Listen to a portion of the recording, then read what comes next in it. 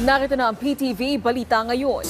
Hinikayat ni Justice Secretary Jesus Crispin Remulla si dating Congressman Arnolfo Teves Jr. na sagutin na lang ang mga kinakaharap niyang kaso sa halip na maglabas ng sariling kwento. Giit ni Justice Secretary Remulla, kasunod na rin ito ng paghingi ni Teves ng tulong sa United Nations Amnesty International at Human Rights Group hinggil sa umano'y mga maling paratang laban sa kanya. Hamon ng kalihim kay Teves, kung talagang hindi delaying tactics ang ginagawa niya, bakit hindi na lang magsumite ng patunay na nanganganib ang buhay ng dating kongresista?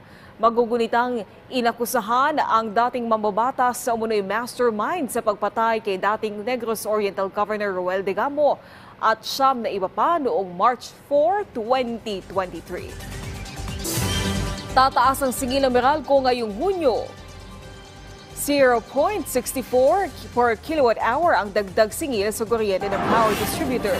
Dahil dito, nasa 129 pesos hanggang 320 pesos ang posibleng madagdag sa ngayong June billing, depende sa konsumo. Paliwanag ng Meralco, bunso dito ng pagtaas ng presyo sa generation cost mula sa wholesale electricity spot market.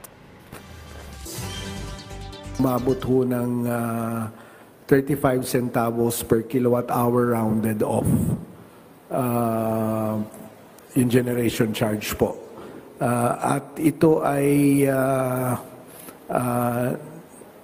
kahit papano naibsan, dapat kasi mas malaki pa sana ito, pero para mapagaan ang epekto sa mga bill ng customers, nakiusap po kami sa iba't iba nating power suppliers na ipagpaliban muna ang pagsingil. The deferred generation cost po ng 500 million will be collected equally over 3 months. Wala pong interest. Ngayong 50th anniversary ng People's Television Network, kasama namin kayo sa aming selebrasyon. Kung kayo ay naging bahagi ng PTV, aming natulungan o may memorable experience sa People's Television Network.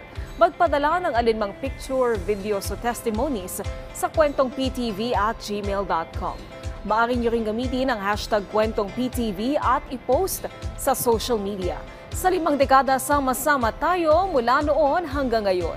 Dahil ang PTV ay para sa bayan at ang Pambansang TV ay para sa bagong Pilipinas. At yan ang mga balita sa oras na ito. Para sa iba pang update, i-follow at i-like kami sa aming social media sites at PTV PH. Ako po si Naomi Tiburcio para sa Pambansang TV sa Bagong Pilipinas.